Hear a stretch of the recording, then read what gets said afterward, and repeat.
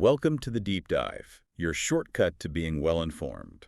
Hello. Okay, so today we're diving into something really fundamental, something we all do every day, our daily routines. It is, yeah. And it sounds simple, maybe even mundane, but how we actually structure our days, well, that really shapes things, our well-being, our productivity. Definitely. And our source for this is the English Leap podcast from Right. Speak English with Class. Right. It's this really open chat between their hosts, Aaron and Evan. They just walk through their days, morning, afternoon, evening, night. And there's this great vocabulary breakdown, too, from Charlotte, which adds another layer. Yeah, it does.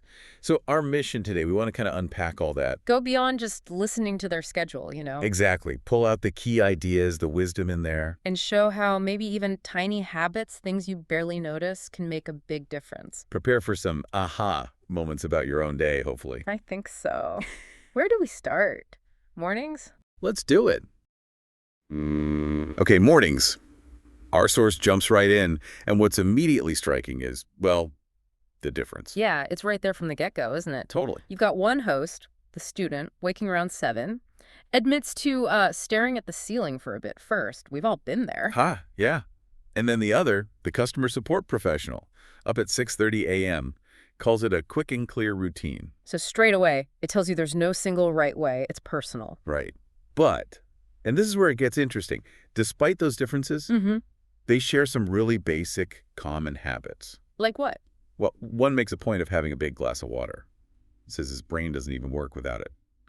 Hydration first. Okay, simple but effective. And both mention the basics. Yeah. Brushing teeth, splashing water on the face, maybe a quick shower.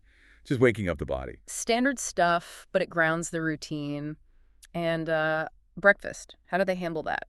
Also different. One goes light toast with peanut butter or a banana. Quick energy? The other sometimes has eggs or oatmeal, but other days, maybe just coffee and a granola bar. Show, adaptable. Depends on the day, the needs. Makes sense. And then the shift towards, like, setting the direction for the day. Ah, the intention part. Yeah. One looks over a study plan, sets one little goal. Very focused. It's just one thing. Manageable. The other makes a short to-do list, but keys in on just 3 things I really want to get done. Again, keeping it focused, not overwhelming. So it really makes you ask yourself, how do you kickstart your day? Exactly. Is it intentional? Their experience suggests it's not about massive changes. No, it's the simple, consistent stuff. And having that bit of focus, however small, that seems to be the key. Even just knowing the words for it, like wake up, brush, shower, helps you think about your own flow. Okay, so from the morning launch pad, we move into the afternoon. The source calls this the heart of it all. Yeah, where the energy really shifts. That feels right. And you see it in their routines. One finishes class around 12:30 and heads straight for food. Says they're starving. Makes something easy like noodles or a rice bowl. Makes sense after classes. Refueling needed. The other wraps up customer support calls around noon. Goes for something quick like a sandwich and a cup of tea. Again, different needs, different choices, but the timing, that midday refuel, is there for both. But here's the big takeaway for the afternoon, I think. What's that? The break. The absolute necessity of a break. Yes. One host just admits, I can't focus without a short break first. What kind of break? Could be anything. A short walk, listening to music, even lying down for 10 minutes. Just stepping away. And the other one. Has a rule now. Learn the hard way, apparently. Oh. After lunch, I pause for at least 15 minutes. No screen, no stress, just rest. That no screen part is interesting, a deliberate disconnect. Yeah, and they both mentioned trying to just push through in the past and just burning out fast. Yeah. We've all felt that. It connects to the bigger picture, doesn't it? That need for a mental reset. It's not lazy, it's strategic. Totally. And interestingly, this is also when their podcasting work comes in. Fitting it into the routine. Planning scripts, editing, checking comments. They say making podcasting a part of our routine keeps the afternoon productive but fun. So it's not just about recharge, it's also about engaging in meaningful work or projects. Right. So for you listening, especially if you're maybe a student or freelancing or working from home, Your afternoon might look a bit like this mix. food, study, work, breaks. The core message seems to be finding that balance. Yeah, stay balanced, recharge, and try to do something meaningful. Don't just drift or burn out. Okay, so after that productive afternoon core, the energy shifts again. We move into the evening. Which one host calls my favorite part of the day? the chill zone. Yeah, I like that. The time to slow down, relax, and just breathe. Describes the brain feeling like it's done a marathon. That's relatable after a busy day. Very. And this is where unplugging really seems to come into focus. Oh, so? Well, one takes a shower right after studying, sees it as a reset, Washing the day off, almost. puts on cozy clothes, makes something light, veggie stir-fry or pasta. Simple, comforting food. The other usually eats around 7 p.m., often rice and chicken or maybe leftovers. Again, practical. So the transition involves food, comfort. What else helps them wind down?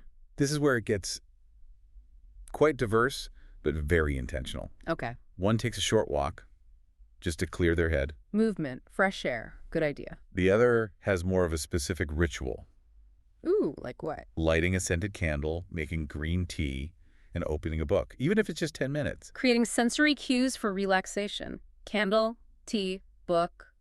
Very deliberate. They also mention music, stretching. Even just 5 minutes after dinner helps them feel relaxed. Little things that signal a shift. It's not about hours, it's about the act itself. Now, screen time, that's always the big evening question, isn't it? It is. How do they handle it? They both tried to avoid screens. Emphasis on try. Ha, realistic. They admit sometimes sneaking in one episode of a show. They call it their wind-down watch. Okay, a little treat. But, and this seems key, they have a rule. Stop at least 30 minutes before bed. Setting a boundary, not letting it bleed right into sleep time. That's smart. And then, just before bed, simple hygiene. Again, washing face, brushing teeth, Bookending the day. and reflection. One mentions, maybe write in my journal. Ah, processing the day. The other really values journaling for reflection, even if it's just a few lines. Doesn't have to be pages and pages, just a moment to check in. So the message seems clear. Evenings are different for everyone, obviously. But that deliberate slowing down. It's crucial. Your brain and body need it. You have to build in that wind-down time somehow. Absolutely. Which leads us perfectly into the final phase, night routines. Yes, the quiet final chapter, as the source calls it, where everything slows down for real. And a big part of this seems to be creating the right environment. How do they describe that? Well, one talks about their room being dark except for a tiny night lamp.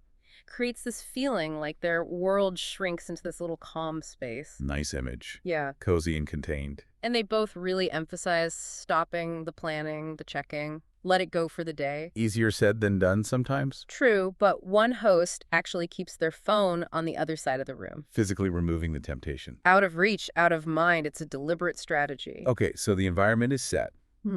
What about actual habits to, ease into sleep? Some interesting specific ones here. One does 10 slow breaths, just focusing on breath to clear thoughts. Simple mindfulness, calming the nervous system. Another drinks warm milk or chamomile tea, calls it an old habit from childhood that signals sleepiness, makes them feel safe. Comfort rituals. Powerful stuff. And just the simple act of wrapping up in a blanket and deciding to lie still, consciously stopping the movement. It's all about signaling to the body, isn't it? Exactly, which brings up personal rituals. The little quirks. Oh, yeah. One host admits to a silly habit, fluffing their pillow exactly 3 times. Does it work? Apparently, it's the signal, we're done for the day. The repetition itself is the cue. I love that. Those little personal anchors. Me too. Another listens to calming nature sounds, rain, ocean waves, Background noise. but described more poetically like being rocked to sleep by the planet itself. It's about creating a soothing soundscape. And finally, something really quite touching. Self-compassion. How does that come into the night routine? One host literally whispers a few kind words to myself. Like what? Things like, you did your best, you're okay, let go now. Yeah. Described as tucking in your thoughts for the night. Wow. That's powerful. It links night routine to mental well-being, not just physical sleep. Exactly. It's about forgiveness of yourself of the day. That's how we truly reset, isn't it? Not just by sleeping, but by letting go. The source puts it beautifully. Night routines don't have to be perfect. They just need to feel like peace. Because every good day ends with letting go. That really resonates. It really does. And wrapping things up, the source included that vocabulary section with Charlotte. Right, which is surprisingly useful. It is. It reminds you how the words we use shape how we even think about our day. Absolutely. Words like unplug or wind down, they're not just descriptive, are they? They capture a whole mental shift. It's a psychological action, not just stopping work. Exactly. Or think about recharge and reset. Yeah, essential concepts for managing energy, not just fluff words. And then the more evocative ones, like cozy, instantly brings a feeling to mind. Or ritual, Mm. which elevates a habit to something intentional. And reflection, naming that act of looking back. Concepts like let go versus push through. That's Yeah, about our whole approach to stress, right? definitely.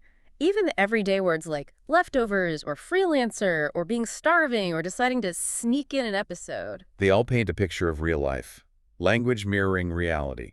So these words aren't just for language learners. They're tools for all of us. Tools to, understand ourselves better. Yeah, to articulate our own experiences more clearly. And maybe even spot patterns, diagnose our own routines just by having the right words. That's a great point. Naming it helps you manage it. Precisely. Wow. Okay, what a fascinating look at something so seemingly ordinary. Daily routines. It really is a deep dive, isn't it? From that first stretch in the morning. To those final moments of quiet reflection at night. We've seen how these choices, big and small, really do add up. They define the texture of our days. And it all comes back to that core idea from the source.